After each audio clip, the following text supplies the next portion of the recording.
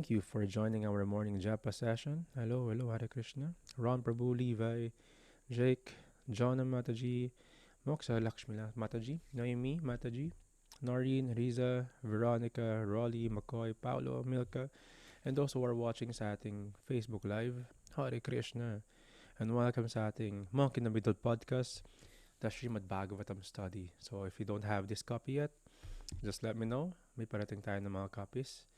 That is the 44 volumes na nandito sa gitna. 44 na ganito.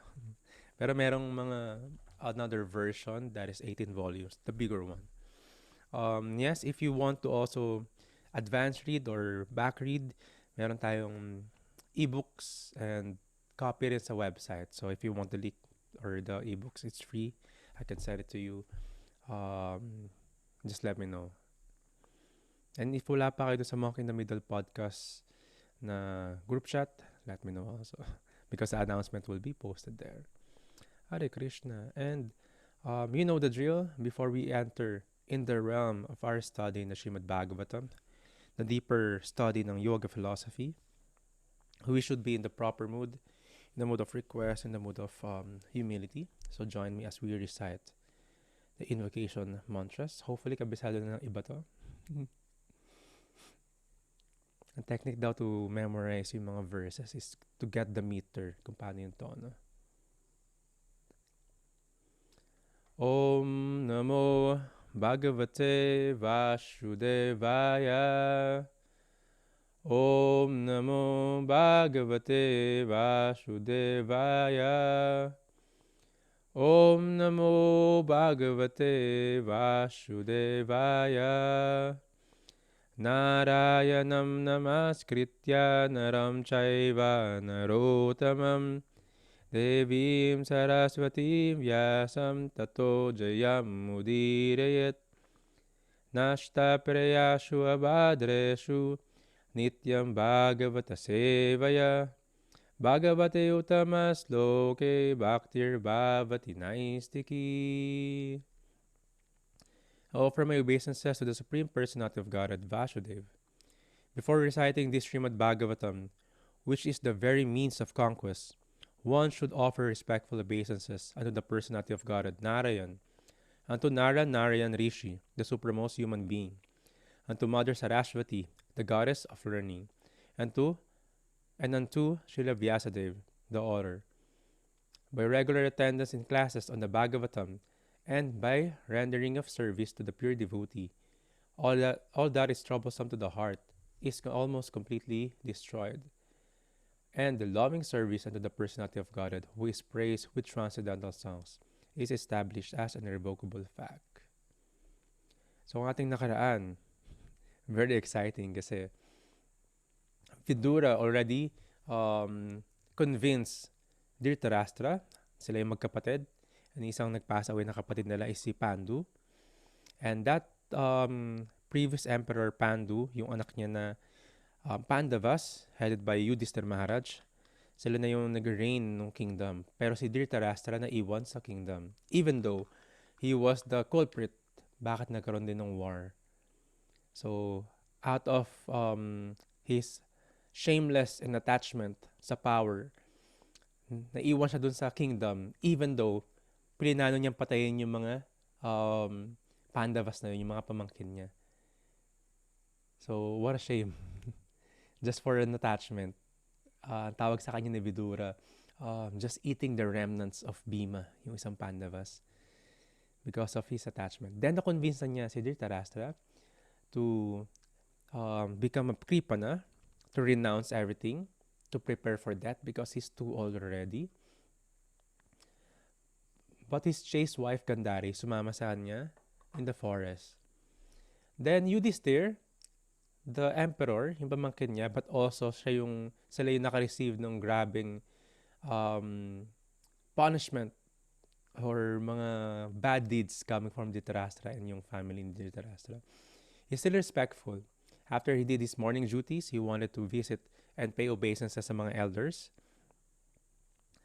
And nagulat siya na wala na si Dhritarashtra, umalis na rin si Vidura, then si Gandhari, yung mga elders niya. So first of all, I would like to beg And pay respect sa ating mga elders, my senior God brothers, God sisters, and also senior devotees here.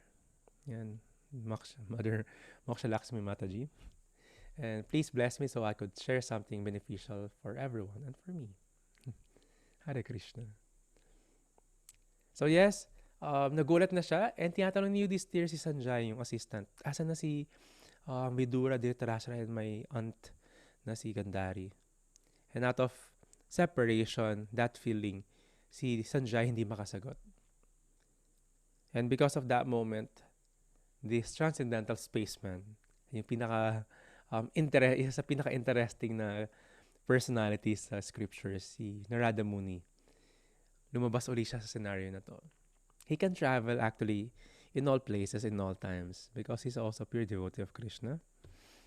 So lumabas siya doon and he's trying to pacify and answer yung mga questions ni Yudhishthir. So let's continue reading from Srimad Bhagavatam, first canto, Creation.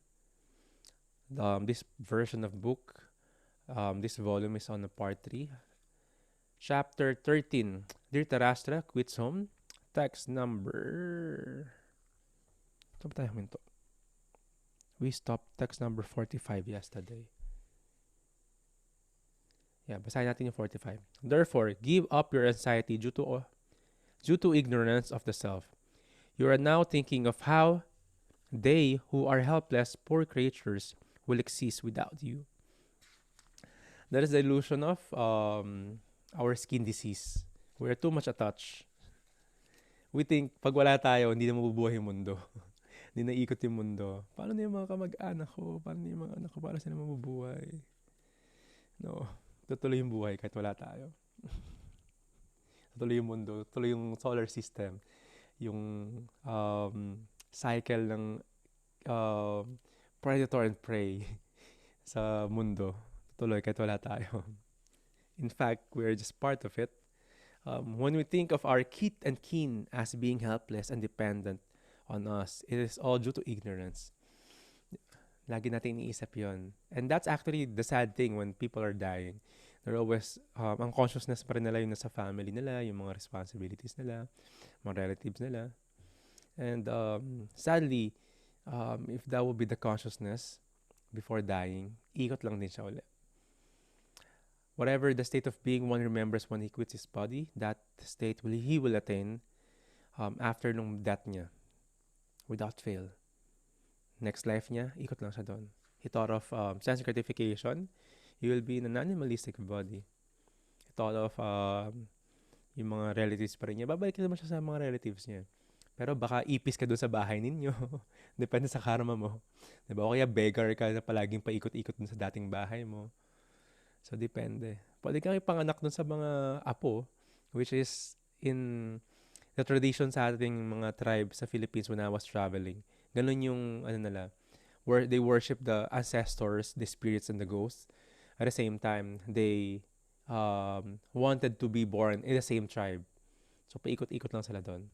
So, that's why they respect yung mga animals, insects, mga halaman dun sa paligid nila, sa tribe nila. Kasi alam nila mga ancestors yun. Yes, that's true.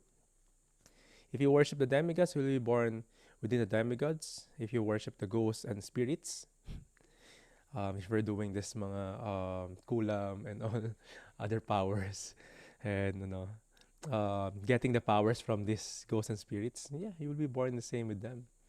Kasama ka na sa tribe nila. If you worship the ancestors, yung mga ninuno, paikot-ikot lang yun. That will be attachment. But if one worships Krishna, he will attain Krishna without fail. So yes, one is thinking, paano na sila pag wala ako? That is due to, according to Narada Muni, due to ignorance. One is having an anxiety because we are thinking we are the controller. But actually, no. Very little nga lang yung range no kaya natin kontrolin, even sa sarili natin.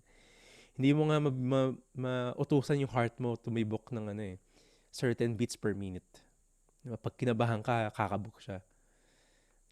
Dapat 66 beats per minute lang siya. Tapos yung breathing ko dapat ito lang. Ito lang yung pulse ko dapat, pulse rate ko.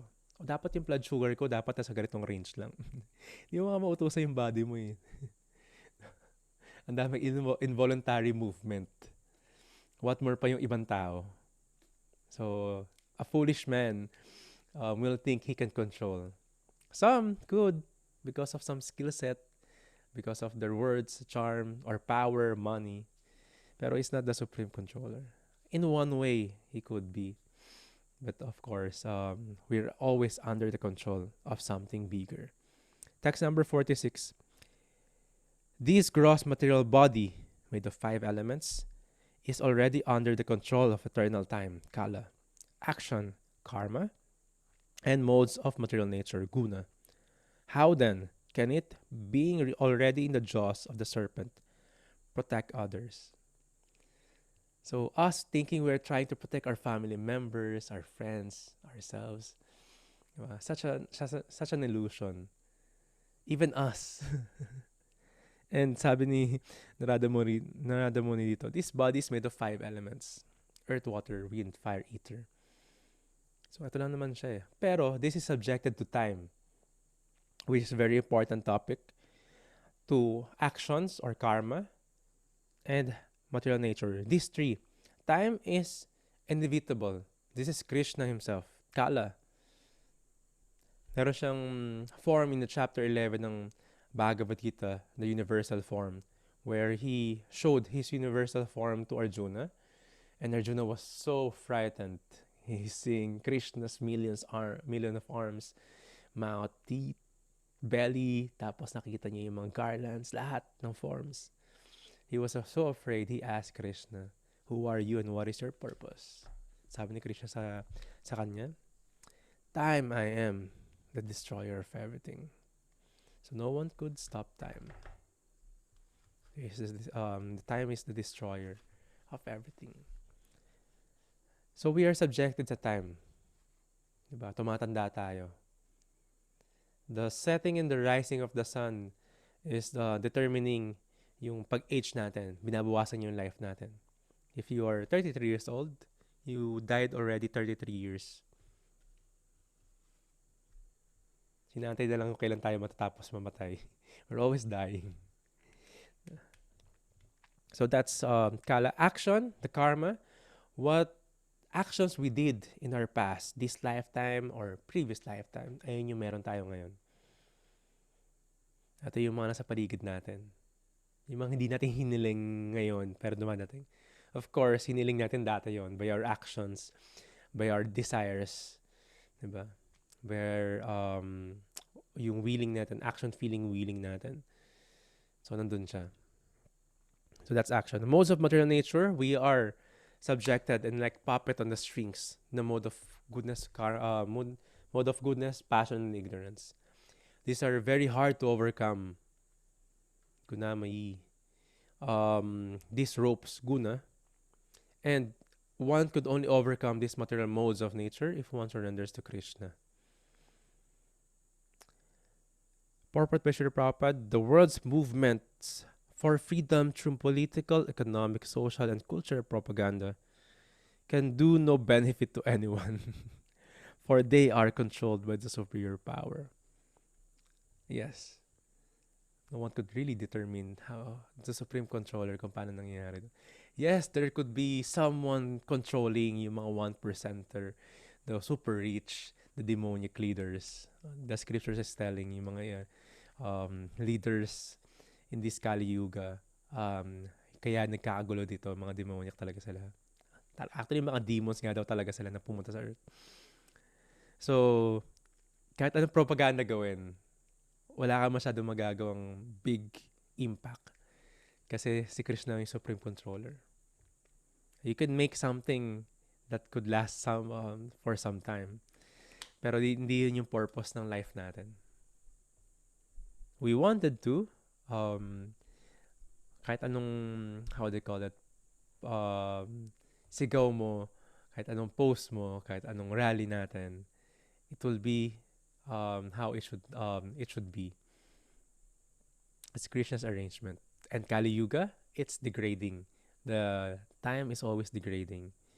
Until matapos yung cycle na yon, annihilation, then Satyuga again. So walang nakakatakas dun. That's time.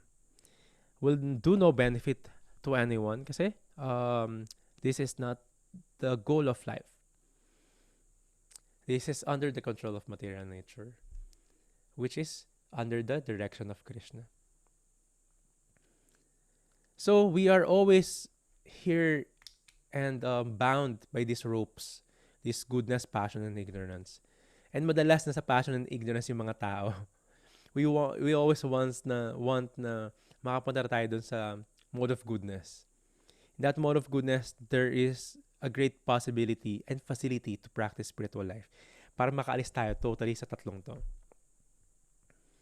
Other than that, wala. We're just blinded. The passionate and the ignorant cannot even see things as they are. So just imagine, if one is in these great emotions, anger, or sobrang in love, bulag talaga. Bulag sa pangyayari sa paligid. Naka-focus lang siya doon sa emotion, sa sentiments, infatuation, or sa anger, sa revenge, diba? Sa greed. Hindi niya nakikita yung bigger picture ng life. That is because of the mode of passion and ignorance. For one to be able to see this, kumbaga maka-step o maka-zoom out ka, one should be in the mode of goodness. Other than that, wala. Our intelligence will always be covered. Our memory will always be lost. Diba? For what? Because of sense gratification, because of lust, because of anger, diba? Because of emotion. So, laging naglalaro yun doon. Sir Prabhupada mentioned here that Kala Sarpa, or the time is like a cobra snake whose bite is always lethal. Yung time, sobrang lethal niya, it's deadly. So, ganun din yung life natin. As it moves forward, it grows old, or the time moves, keeps ticking, same thing. Our life is nearing its end. And hindi lahat gusto pag-usapan yung death and yung end ng life. Pero one should be sober enough to understand this. So one could really live.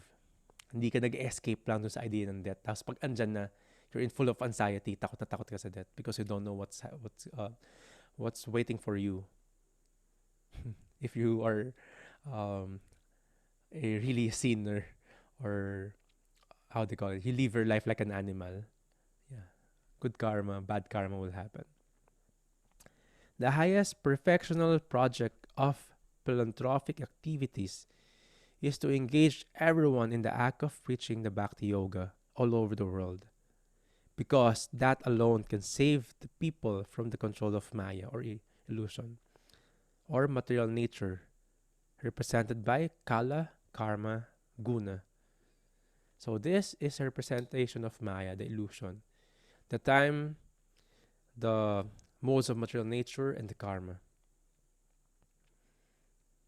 You can do a lot of philanthropic activities. Patayo ka ng hospital, patayo ka ng school, patayo ka ng paggawa ng kalsada. But still, that is part of karma kanda. You'll receive good karma. But you're still under this material nature. The greatest philanthropic activity is to engage everyone in Bhakti Yoga, in escaping this material nature. Even you're here, you're not bounded by it.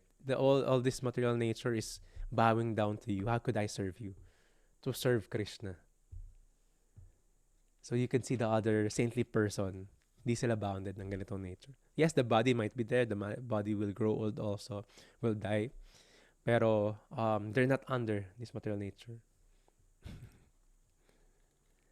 Text number 47. Those who are devoid of hands are prey for those who have hands. Those devoid of legs are prey for the four-legged.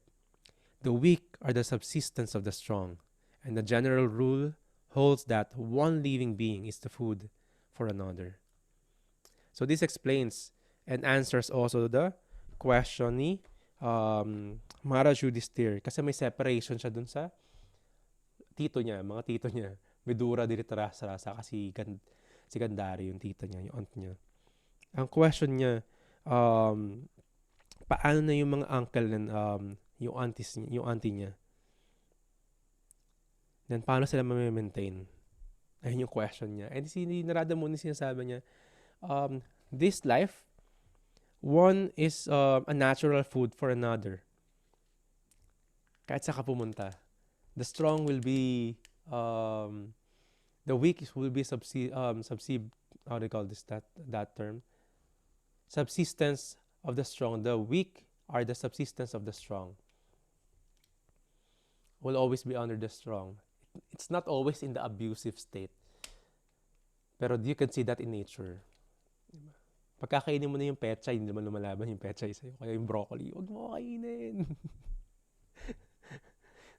So same, if the lion will eat the lower species, the other prey, diba? Same, ganun mangyayari. That's the nature. That's the nature of the material world.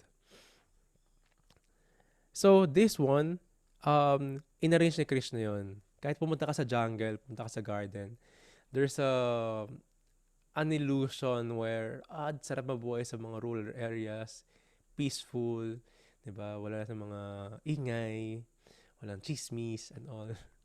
Pero pag nandito ka lang sa gubat, naririnig mo yung mga nakikita mo yung animal kingdom. Nakita mo pareho lang sa city. Hindi lang siya concrete jungle, pero same. 'Di ba? Yung palaka, ang ingay, 'di ba? Paggabi. Actually, he just attracts yung death niya.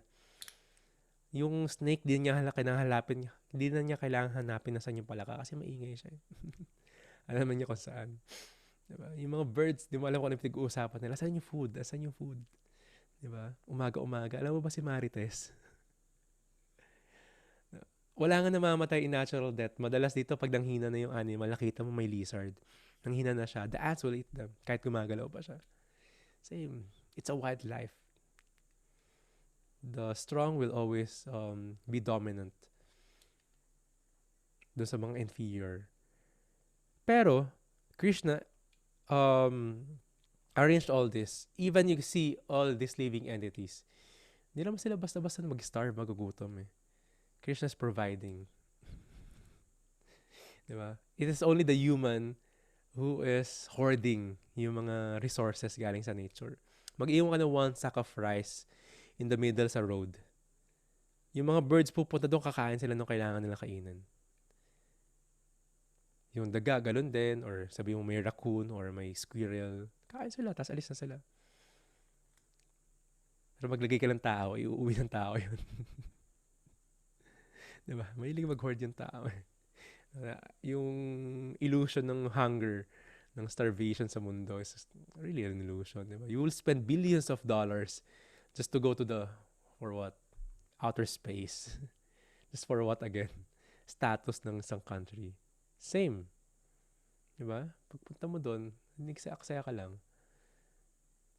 Instead of using that energy, money, and budget, you could feed a lot of hungry people. So same. Because people are just hoarding. That is the greed. Diba? Last hunger and greed yung gates sa hell. So same, ganun ginagawa. Ang daming way na ginagawa ng tao na talagang hindi natural. So isang isang way yon. Ang dami. Like sabi nga ni Milk dito, yes, community pantry, ginagawa na lang yon. It is being done. But a lot of, in the Vedic culture, if you are a householder, after you cook, after you offer it to Krishna, prasadam na siya, you have to shout outside ng bahay mo, is there anyone hungry? You have to shout 3 times, is there anyone hungry? Pag meron, papakainin mo sila bago ka pa kumain. Food for life is prevalent. Kailangan mo pakainin siya, mga sa paligid mo. Animals. Sa India, magugulat ka yung mga cows doon pupunta sa mga favorite nilang bahay. Nag-aantay sila very patiently. Minsan makulit, hindi ka makakalabas kasi nakaharang sila sa pinto mo. They'll just wait for some roti o chapati. So yes, the process of giving, we're actually born to give. And Krishna arranged all this. Sinasabi niya kay Yudhishthira, Ano kailangan ano mo, i-problemahin mo? Anong anxiety meron ka? Di ba? May process na ganito sa nature. May food chain. Nangyayari talaga yon. Hindi magugutom yung mga uncle sa auntie mo. Huwag mong isipin na pag wala ka, hindi sila mabubuhay. Sir Prabhupada mentioned the blind leaders must therefore understand the Supreme Being and then try to implement the kingdom of God. The kingdom of God, or Rama Rajya, is impossible without awakening of God consciousness in the mass mind of the people of the world. So that kind of leadership is really required. Ang role nila is to make the consciousness of people na sinasakupan nila higher. Kailangan pinafacilitate nila yung awakening ng mga tao. Ngayon hindi. The leaders will always want people to be blind so they could get what they want. O may problema na onte, sige, gawin natin ng panibagong story yung mga artista. Cover up natin tong story na to. And people were so enamored. Diba? Yung mga may ingay dun sa internet, pupunta naman nila issue na yun. Tapos pupunta sa issue na yun. If one is in the mode of passion and ignorance, ganun lang yun. Dalandala ka lang nung binibigay ng society. And sadly, the leaders sila yung mga nag-head na ito. Not all. Pero sila yung mga may pakuno. Kasi they are not really leaders. They are wrong people in the wrong wrong seat. They are businessmen or laborers. Fame lang talaga yung meron sila. Tapos binoto ng tao. Nauto yung mga tao. And put into position. So what they do, according dun sa propensity ng buhay nila, diba, magpakit sa media. hindi trabaho ng administrator, ng mga kings yun. They are actually saintly kings. Yung mga real leaders. And what is happening is they're passing yung law just to protect their business. Diba? Instead of taking care of those other social orders, the laborers, the saintly person, the business person. No, sila lang. And they're too attached. Just like Dear Tarasra, yung death, sobrang prominent na yung mga signs na binibigay sa kanya. Yung old age, ganun na rin. Ayun yung sign ng death. Pero ayaw yung bitawan kasi because of greed. So our leaders should be awakened. That's one of the instructions of Srila Prabhupada. Previously, there was Raja Rishi, the saintly kings. So this one should go up again sa mga leaders for them to be able to lead properly accordingly in the scriptures. At the same time, when the leaders are Krishna conscious or God conscious, the rest of the society will benefit.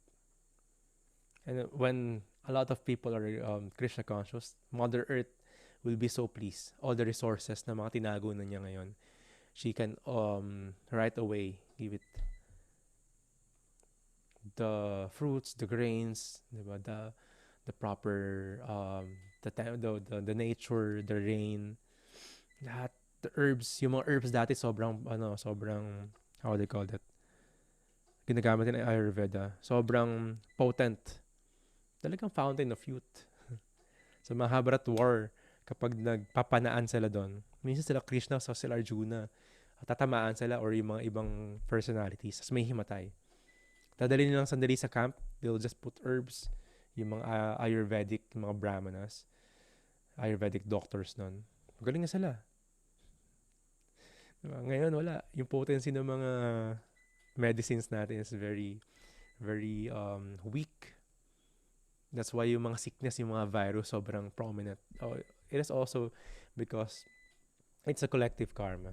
So yes, it all will start with the leader.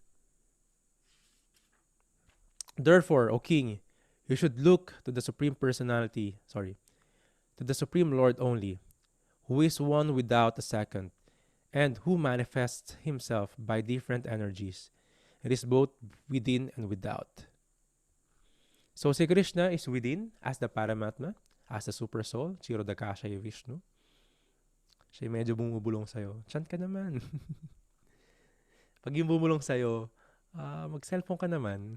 Si Maya yon. Pero pag may bumubulong sa'yo na to be much more Krishna conscious, that's Krishna trying to guide you. Tanong na lang kanino ka makikinig. And also without, Krishna is everywhere. Even this energy is Him also. In different purpose. So yung energy na to, and this is also coming from Srimati Radharani, Hare, the religion of Krishna, in different forms. But this form is material nature. So we should connect. That's why yoga is to connect Krishna from within and sa labas. How do we connect? You should have your password or your Wi-Fi password, which is the chanting of Hare Krishna Maha Mantra. He was saying, si Narada Muni, to not be disturbed by the affairs of happiness and distress. Because we are just embodied here in the material world. The soul, us, is the real self. The body is not us. This is a vehicle. Nakasakay tayo dito. This is our tool to perform yung spiritual activities. And if we identify ourselves with the body, which is called false ego, or yung term ng mga modern ngayon, na ego. Ego mo lang yan. Natouch ko ba ego mo? That's it. Thinking na ikaw yung body. Us being so attached with this one and the experience of happiness and distress because of the sense perception, dadalhin tayo kung saan-saan. Then tayo sa depression, sa anxiety, sa pagiging in love, sa pagiging lustful because of our attachment dito sa body na to, sa idea na yun. And a sober person, a real yogi, is sober. He knows that this happiness and distress materially are all temporary, just like the summer and winter season, as well as he knows na nasa sense perception lang yun. Nape-perceive mo lang yun. Pwedeng dumating yan pero depende paano mo ipe-perceive. So the process of Bhakti Yoga, the spiritual life, is to see the bigger picture of what's happening. And know na hindi tayo yung basta-basta umi-experience lang neto. It is coming from material nature. And one should be renounced with this. Doesn't mean hindi mo kailangan maging masaya. Sinabi niya, susukam kartum avyayam, joyfully perform mga devotional service. So it is not based yung sinasabing happiness and distress. It is not based on the temporary happiness or material happiness. Which is yung totoong happiness, yung connection natin kay Krishna.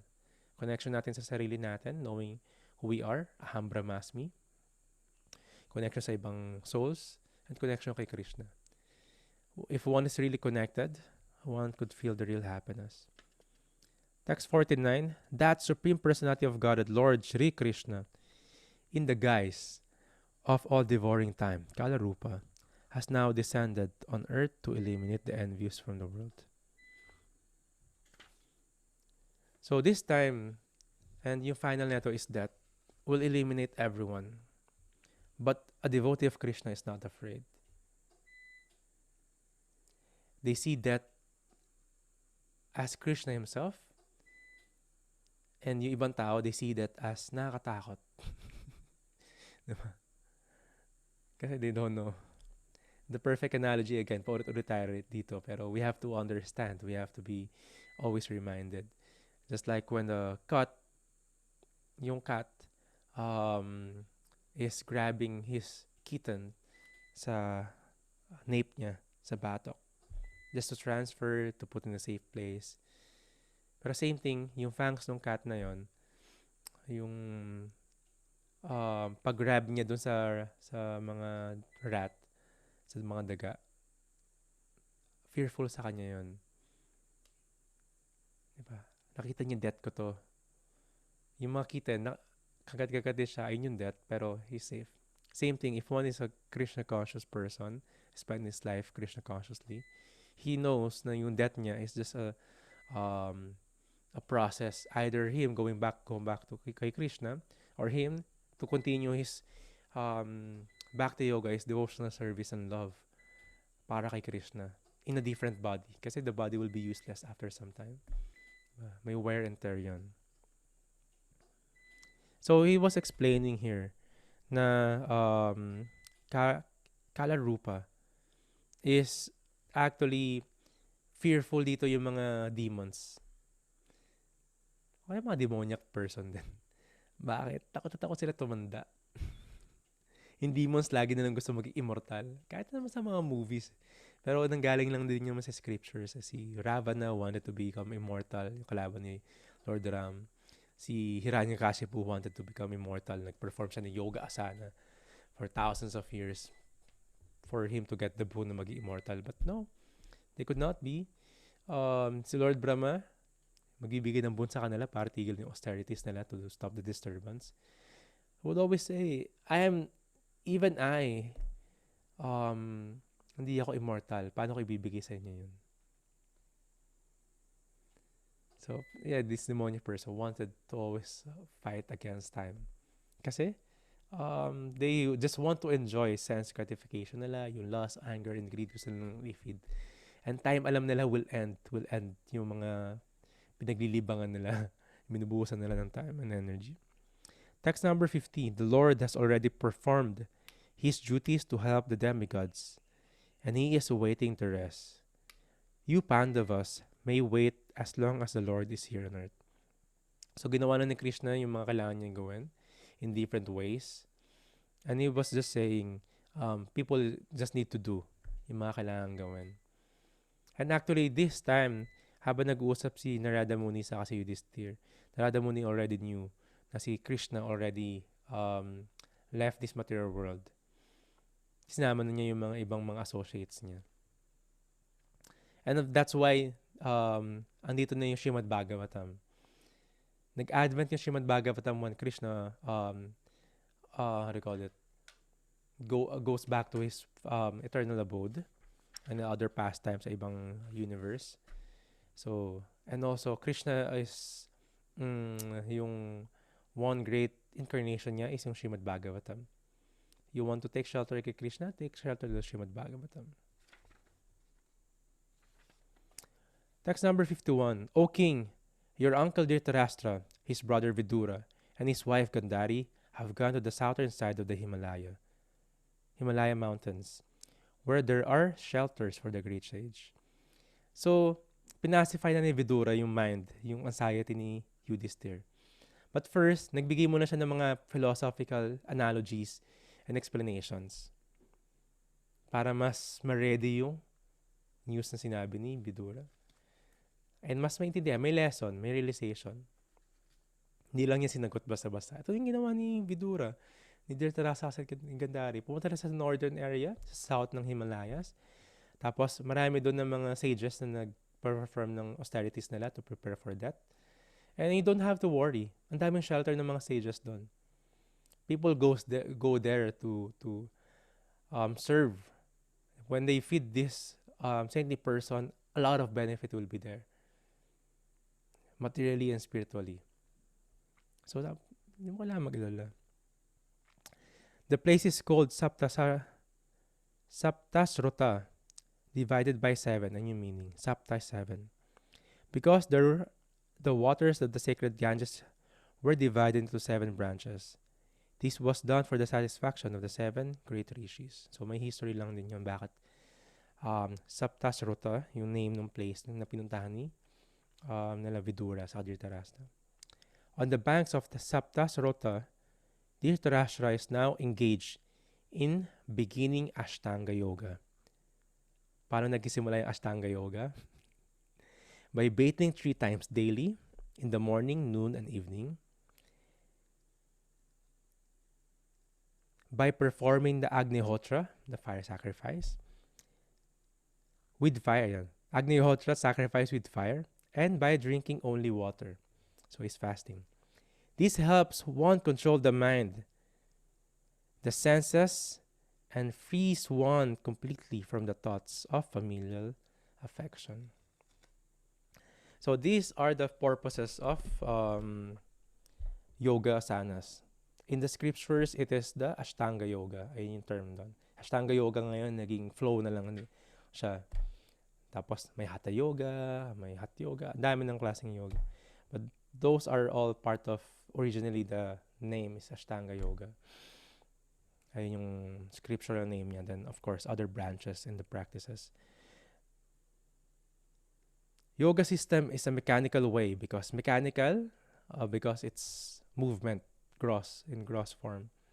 To control the senses and the mind and divert them from matter to spirit.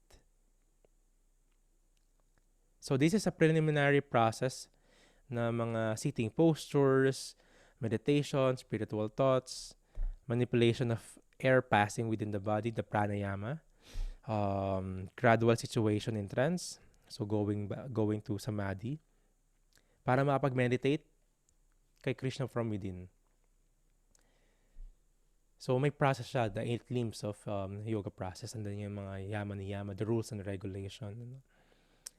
So these ways, this yoga, the purpose of it is to rising to the spiritual platform, prescribe some regulative principles of taking bath daily 3 times, fasting as far as possible, sitting and concentrating the mind on spiritual matters, and thus gradually becoming free from vishaya or material objectives. So to get out of that material contamination natin, one process is to perform yoga asana. Hindi para mas maging attached tayo sa body, maging mas attached tayo sa family, sa friends, sa relatives. No. So this is one way for us to be much more detached. First of all, kailangan mong makontrol sa mga senses mo is your tongue. Ano yung kinakain mo and ano yung lumalabas sa bibig mo. If one cannot control this, it will be impossible to control the other senses. You might be flexible, pero hanggang dun lang yun. Real yogi, ang yung purpose nila is to control the mind and senses. Upasan tatma. Ito yung nasa sa verse, sa Sanskrit, upasan tatma. Freedom from thoughts of family. Hala ka. Yoga ka ng yoga. So of course, it will be different. Yung attachment. You should be always responsible sa duties mo and responsibilities in the family. But you should not be so much attached na doon umikot yung spiritual life mo. Hindi ka makakalis dito sa material world with that attachment. And specifically, si Dhritarashtra, ginagawa niya yun. Kasi war did happen because of his attachment sa son niya, si Duryodhan, which is very demoniac. Sabi nga, sin personified si Duryodhan. Siya, kinusinti niya lang lahat. Ngayon, he's preparing. Diba, if one state of mind remembers at the time of death. So, kailangan mawala na yung mga state ng mga attachment niya before death. So, one is preparing for that. Vigatay shanaha. Ayun yung Sanskrit neto. Sa aste, vigatay shanaha. Freedom from thoughts of family. One should be prepare for this. So, ang hirap lang, lalo na sa modern age, pag mamatay ka, papalibutan ka ng family members. Without attachment, without crying. Iyak sila ng iyak. Huwag mo kami iwan, lumaban ka pa.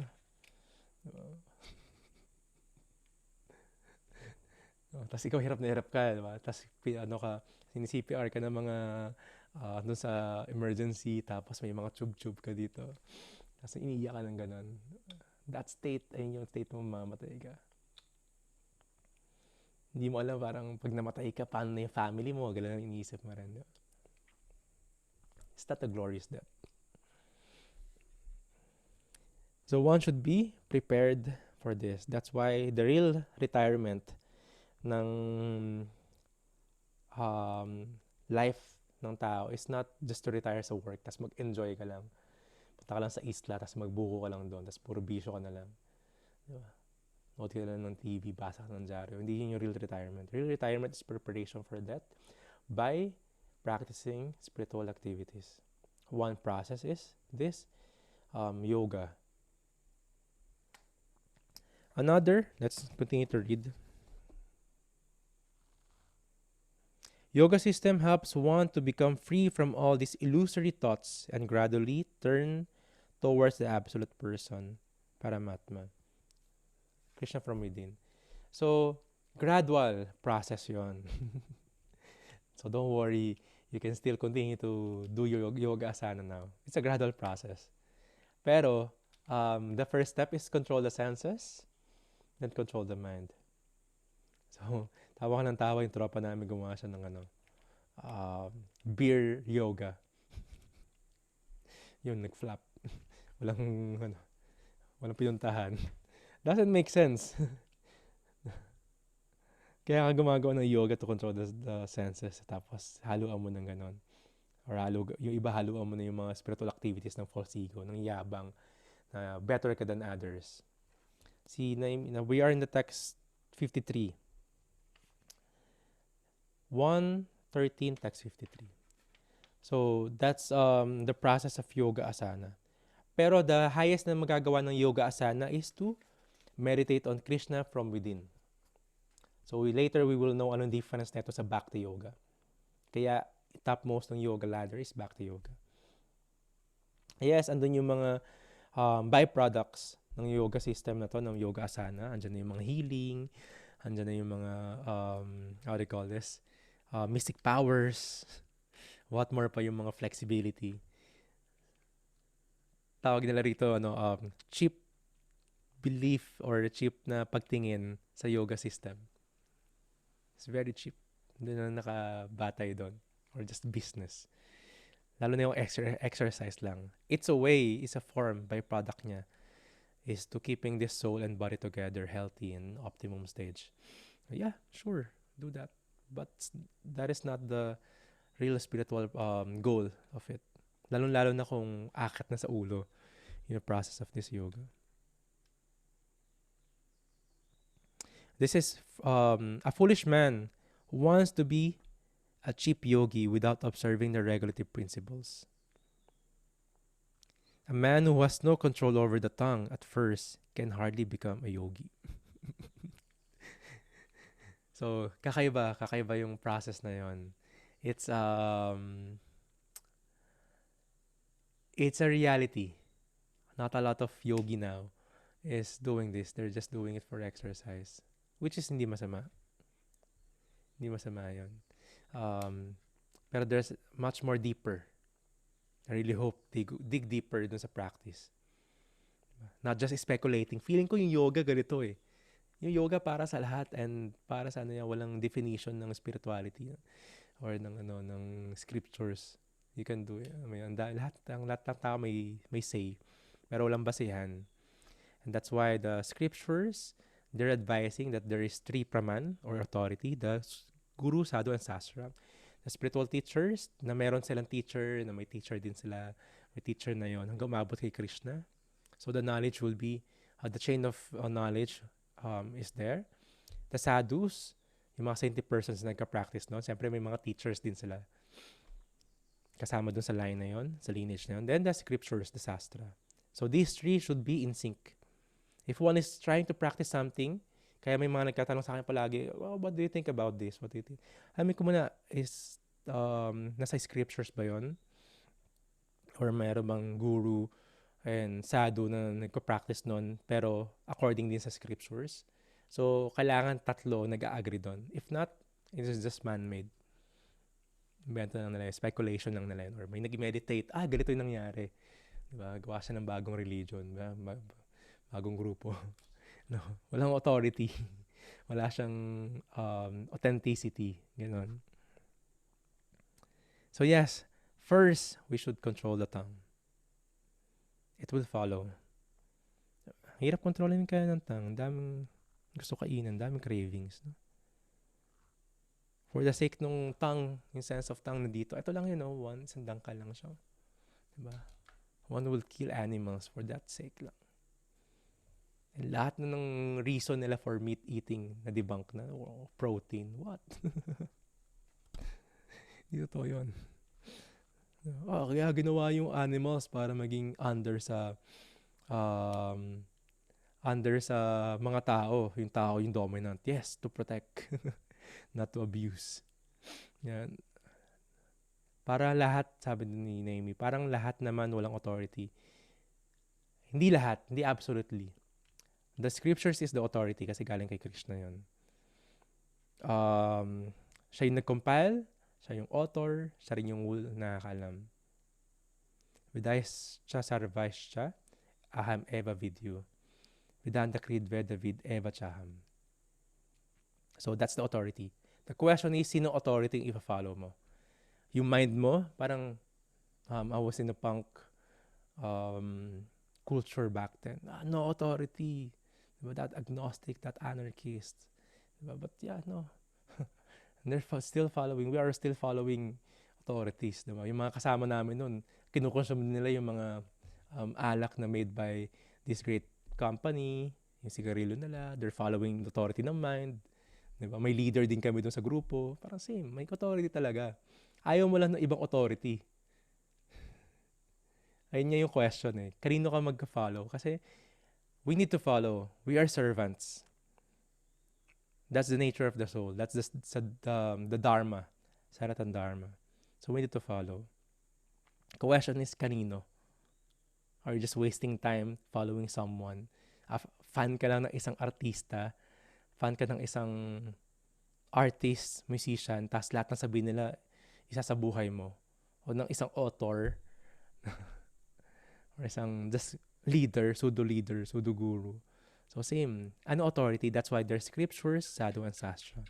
And Narada Muni is speaking from the sastra. Let's continue. That's the process of yoga para matuloy natin yung the real reason and the purpose of yoga. Text number 54, last text natin for today. One who has controlled the sitting postures, the yogic asanas, and the breathing process can turn the senses towards the absolute personality of Godhead and thus become immune to the contamination of the modes of material nature, namely mundane goodness, passion, and ignorance. So ito na yung real vaccination mo. You can practice this yoga asana. That's one process sa ating yoga ladder. We have the animalistic life. You climb up, there's karma kanda. Animalistic life first, you just do the same as what animals are doing, same lifestyle, eating, mating, defending, and sleeping. Then go up, karma kanda. You do good things, you receive good things. You do bad things, you worship the demigod, so you will receive yung benefit na they will give you for material benefit as well. The demons worship the demigods. And naka-receive din sila ng mga powers from them. So same. You go up, we have the sa karma and karma yoga. The karma yoga na siya, the activities is directed towards Krishna already. But there is karma, sa karma and there's karma. Selfless, saka selfish. So of course, selfish muna hanggang maging selfless ka na mo. Activity directing kay Krishna. Then you have the Jnana yoga. Jnana yoga is attaining all this knowledge na connected kay Krishna. Of course, walang action. Puro mental gymnast lang. Flex lang ng mind. Then you have this Ashtanga yoga. And after that, pag na-perfect mo yung Ashtanga yoga, this yoga asana, you will meditate on Krishna from within.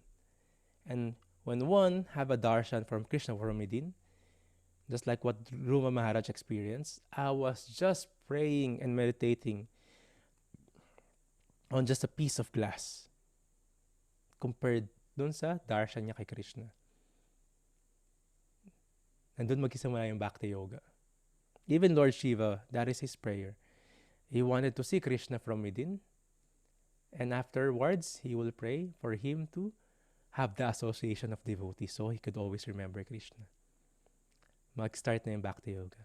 And we are so fortunate. Like yung isang purpose ng yoga dito. Absorption of in Lord Hari and immunity. So nakompleto yung apat. Control of the sense and mind. Freedom from thoughts of the family. Absorption of Lord Krishna from within, Lord Hari. And immunity from the material nature. And if one experiences this, one is can start the Bhakti Yoga. The only problem is this yoga ladder, hindi siya makuha. Parang isang course na 5 weeks, parang ginawa natin. Tapos akit ka dito. No, yung iba tatambay doon for the whole lifetime. Animalistic life lang sila.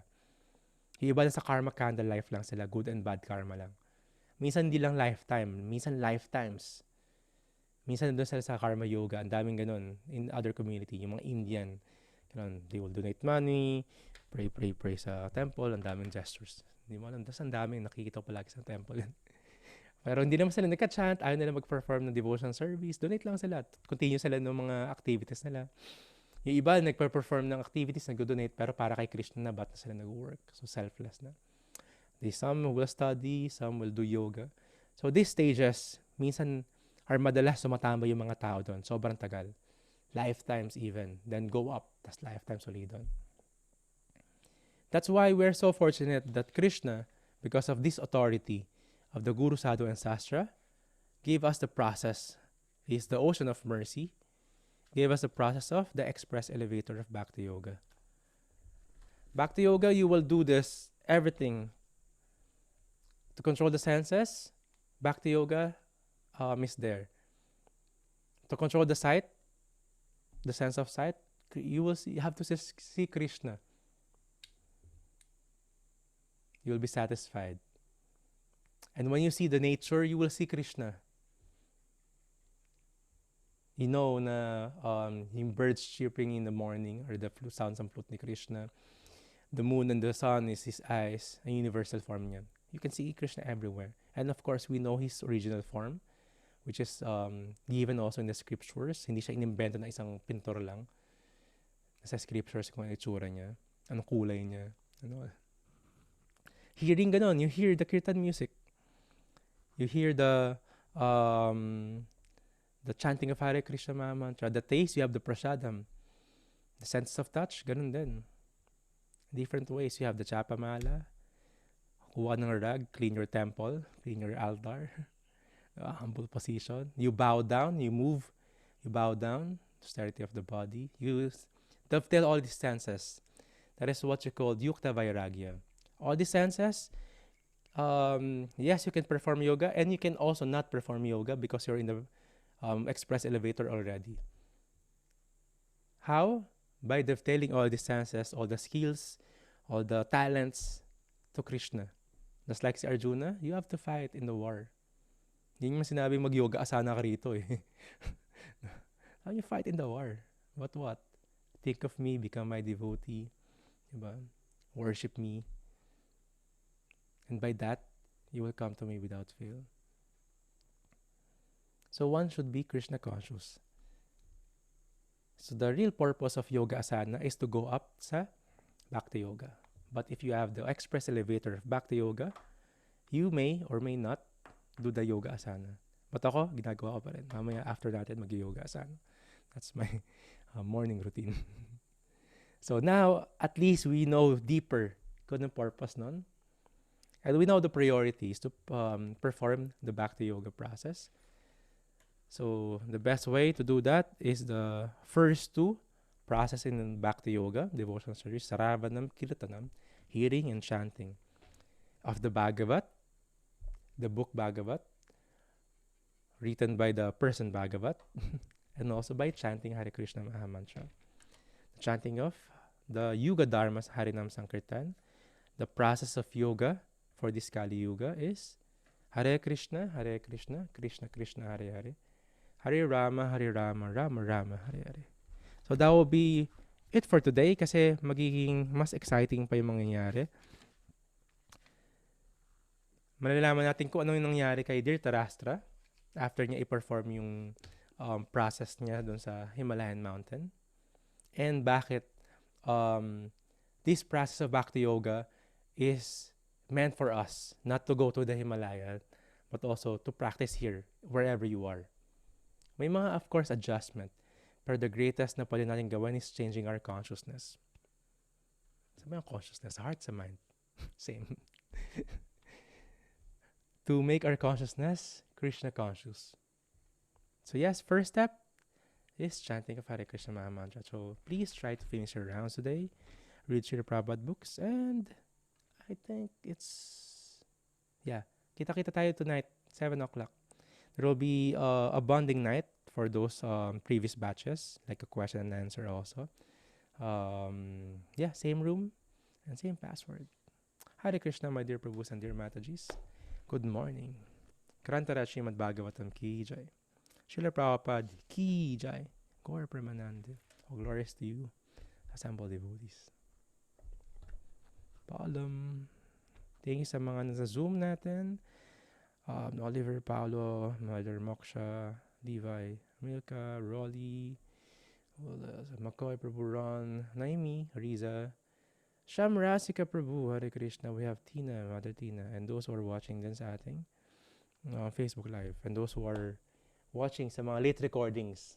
Salamat. Kita tayo tonight, 7 o'clock. Hare Krishna. Thank you very much.